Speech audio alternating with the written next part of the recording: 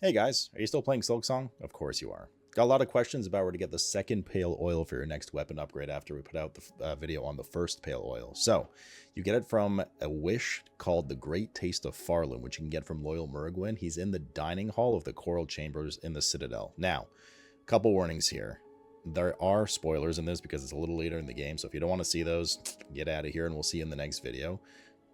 Secondly, it's going to have some prerequisites as well. So you're going to need things like double jump, the harpoon, and also to get both brothers in Bellheart from the wishes from that particular wish board as well.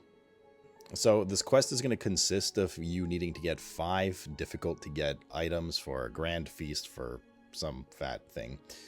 The first one is the Mossberry Stew, which you get from the Druid in Mossholm, and you can find them in the top right region of the zone. You just got to go up to them, talk, grab the stew, and get out of there. That's your first one done.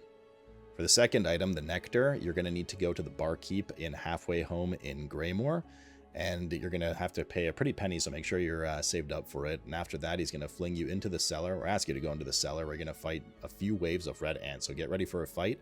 Once you finish the waves of ants, you get your Nectar. The third and arguably most difficult item to get is the Courier's Rasher, which you get from the 2 Courier brothers in Bellheart. Now, this is a timed quest. You can't get hit during it because it takes off your time, and you can't fast travel with it.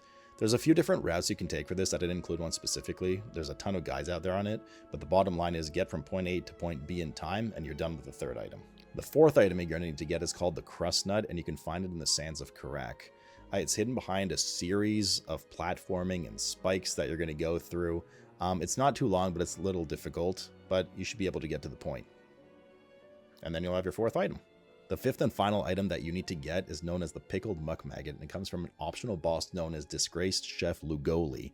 You can find them in the east side of Sinner's Road. You do need double jump to get up there. The encounter itself is not too bad. Once you kill them, you get the item you need. With that, you should have all 5 items. You can take these, go back to Loyal Murgwin, cash it in, get your second pale oil, take that pale oil, go back to Bellheart, and upgrade your weapon yet again. Now, keep in mind, this upgrade is going to take 500 rosaries this time because, of course, it will. Anyways, hope this helped you guys out, and hope you keep enjoying Silksong.